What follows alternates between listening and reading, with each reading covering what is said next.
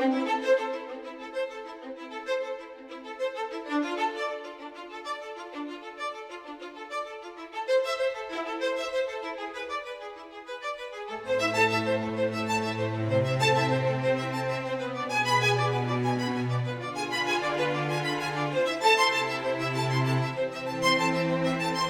restoration of the Notre-Dame Cathedral in Saigon is 50% complete and expected to be completed 2027.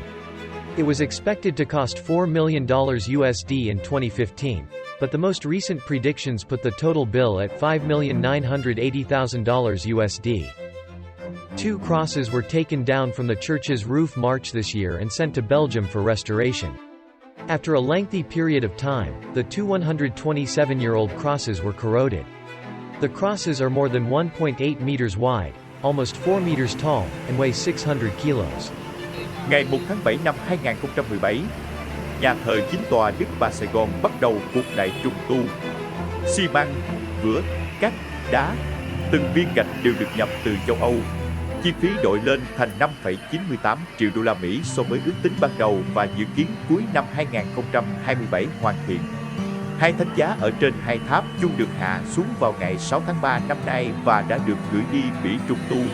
Mỗi cây thánh giá nặng 600 kg. Saigon Central Post Office was constructed when Vietnam was part of French Indochina in the late 19th century. It counts with Gothic, Renaissance and French influences. It was constructed between 1886 and 1891 and is now a tourist attraction. Located in the heart of the city, Saigon Book Street, stretching 100 meters from Hai Ba Trung Street to Notre-Dame Cathedral, deeply impresses not only book lovers but also regular tourists.